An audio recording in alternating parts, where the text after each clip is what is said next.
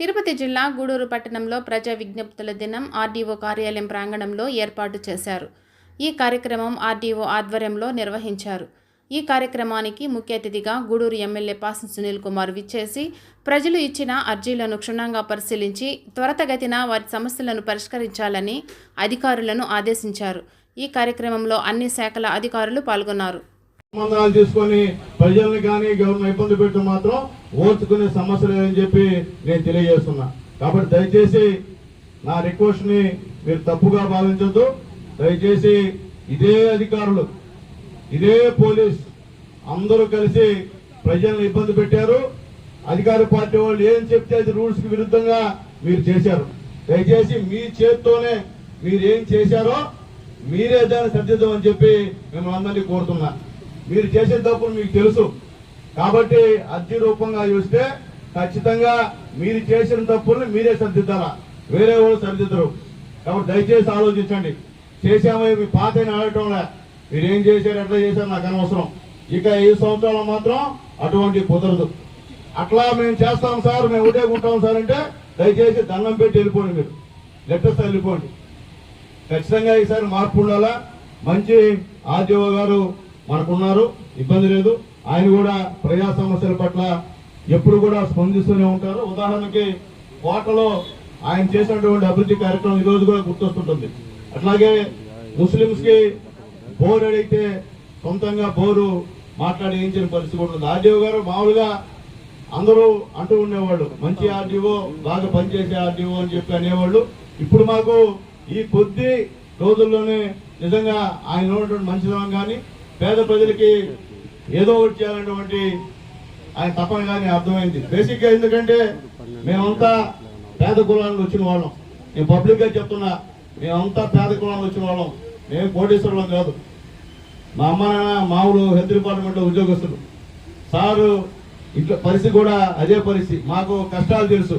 ఇప్పుడైతే తెల్ల షర్టు ఈ ప్యాంట్ వేసుకుని దండేసుకుని ఉన్నాం, కానీ గతంలో పరిస్థితి వేరే విధంగా ఉండేది.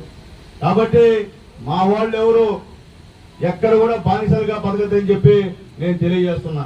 ఎందుకంటే మిమ్మల్ని అడ్డం పెట్టుకుని ఈరోజు పల్లెటూరులో వాళ్ళు రాజరికం పనిచేసి వాళ్ళు అనిపిస్తున్నారు.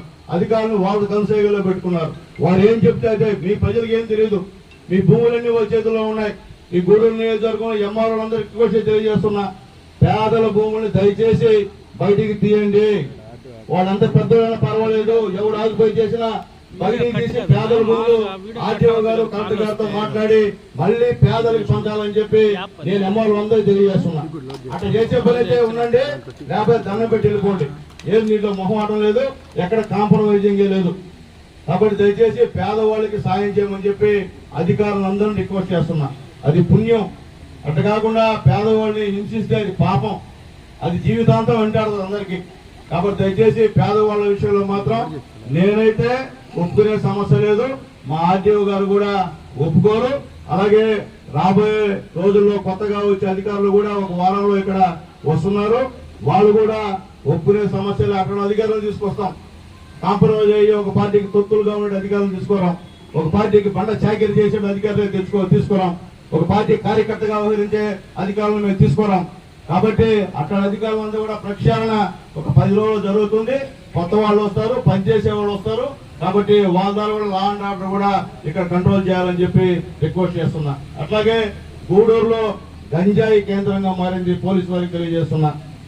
అపార్ట్మెంట్ ఎన్టీఆర్ అసలు ఆ అపార్ట్మెంట్ దగ్గర భయంకరంగా వాళ్ళు ఏమంటారు హెల్మెట్లు వేసుకొని మొహం కరిగకుండా వచ్చి గంజాయి అమ్మే వ్యాపారం చేస్తున్నారు. సార్ దయచేసి మీరు దానిపై నిఘా పెట్టమని చెప్పి రూరల్ పోలీస్ స్టేషన్ వారికి, టౌన్ పోలీస్ స్టేషన్ వారికి తెలియజేస్తున్నా.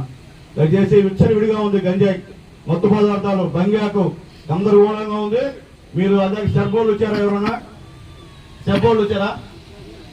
సార్ సెబ్ విపరీతంగా ఉందా ఎక్కడ కూడా తెలుసు మీకు. కాబట్టి ఎక్కడ కూడా పట్టుకుందా కేసు బుక్ చేసి ఆపరేయండి. వదిలే ప్రయత్నాలు చేయదు. మేమైతే ఆ కేసులు ఫోన్ చేయం. మేం కాదు, మా నాయకులు కాదు, ఎవరు చేసినా మీరు వదలద్దు. బంగాయి విషయంలో కానీ గంజాయి విషయంలో కానీ మీరు ఎక్కడ కూడా మా నాయకులు చెప్పినా వదలదని చెప్పి నేను తెలియజేస్తున్నా. బిడ్డలు అన్యాయం అయిపోతున్నారు, ఆరోగ్యాలు పోతున్నాయి. కాబట్టి దయచేసి ఆలోచించుకోమని చెప్పి రిక్వెస్ట్ చేస్తున్నాను మీ అందరికి కూడా. కాబట్టి దయచేసి రేపటి నుంచే తనిఖీలు మీరు అందరూ కూడా చేయండి, ఖచ్చితంగా జరుగుతుంది. మీకు ఎక్కడెక్కడ మీకు సంబంధించిన సమాచారం మీ ఉంది అంతా కూడా మీరు వెతికి పట్టుకొని వాళ్ళని అరెస్ట్ చేయమని చెప్పి పోలీస్ అధికారులకి సిబ్బందికారులకి రిక్వెస్ట్ చేస్తున్నా. కాబట్టి ఈరోజు ఈ ప్రజా విజ్ఞప్తుల దినంలో గతంలో ఎవరైతే అప్పుడున్నటువంటి వాళ్ళు ఇబ్బంది పడ్డారో వాళ్ళు కూడా రమ్మని చెప్పి నేను వాట్సాప్ లో పెట్టా. అన్యాయంగా అడ్డగోలుగా మీ పొలాన్ని వేరే వాళ్ళు కట్టబెట్టి ఉన్నారు ఇక్కడ అధికారులు, అది కూడా తేలాలి. తేల్చేదానికే ఈ ప్రజా విజ్ఞప్తుల దినం అని చెప్పి నేను తెలియజేస్తున్నా. కాబట్టి దయచేసి అధికారులందరూ కూడా నాకు కోఆపరేట్ చేయండి. ఇది మంచికేను, ఒక మంచి పని చేయడానికి శ్రీకారం చూడదాం. రాబోయే రోజు ఫలితాలు ఇది కొద్దిగా ఉంటే మీ అందరూ కూడా సాటిస్ఫై, ఒరే మేము ఈ పని చేసాం పేదవాడికి వాడు బ్రహ్మాండం ఉన్నాడని చెప్పి మీకు కూడా ఆత్మ తృప్తిగా ఉండే విధంగా మనందరం కూడా చేయాలని చెప్పి అధికారులందరినీ రిక్వెస్ట్ చేస్తున్నా. దయచేసి ఆ విధంగా మేము చేయలేమని చెప్తే దయచేసి రేపు వచ్చి నాకు చెప్తే బంగారం పంపించేస్తా, నేను కొత్త వాళ్ళు వేసుకుంటా, నాకేం ఇబ్బంది లేదు. కాబట్టి మొహమాటం అయితే దీంట్లో ఉండవు. అట్లాగే మున్సిపాలిటీలో కూడా చాలా సంవత్సరాల నుంచి ఇబ్బందికరమైన పరిస్థితి, 5 సంవత్సరాల్లో విపరీతమైన అవినీతి జరిగినటువంటి పరిస్థితి కూడా మేము తెలియజేస్తాం. రోడ్డు వేసేయడం, అలాగే డంపింగ్ యార్డ్ దగ్గర మొత్తం కొన్ని లక్షల రూపాయల డబ్బులు తినేయడం, అలాగే వాటర్ వర్క్స్ పెట్టి ఉన్నటువంటి వాటర్ వర్క్స్ అంతా నిర్వీర్యం చేసి ఒక్క మోటార్ కూడా లేకుండా చేయడం. మొన్న పోయేంతలో దిక్కులే ఈ మున్సిపాలిటీలో ఏం చేస్తున్నారో. 5 సంవత్సరాల ప్రజలు కూడా చాలా కామ్గా ఉండి లాస్ట్ లో వాళ్ళ యొక్క ప్రతాపాన్ని చూపించి ఎలక్షన్ రూపంలో మన చంద్రబాబు నాయుడు గారిని పట్టం కట్టారు. ఈ మున్సిపాలిటీలో 14,000 తెలుగుదేశం పార్టీ ఎన్డీఏ కూటమికి మెజారిటీ ఇచ్చారని చెప్పి మరొకసారి నేను తెలియజేస్తున్నా. కాబట్టి దయచేసి మున్సిపల్ కమిషనర్ గారు, మున్సిపల్ అధికారులు అక్రమాలు ఎక్కడంటే అక్కడ ఆకుపోయి చేస్తున్నారు సార్. మీ మున్సిపల్ దాన్ని అది ఎక్కడ కట్టుదిట్టం చేయండి. మీరు ఏదో ఆయన వస్తాడు ఈయన వస్తాడు, ఆయన ధర్నా ఈయన ధర్నా చేస్తాడంటే కుదిరే కథ కాదు. ఎవడు ధర్నా చేసినా ఒప్పుకునే సమస్య లేదు కదా, అది అధికారులు గుర్తుపెట్టుకోండి. మీరు అంత భయం అయితే పోయి ఇంటికాడ పోయి చాకరీ చేయండి, అంతేగాని ఇక్కడైతే ఉండే పరిస్థితి లేదు.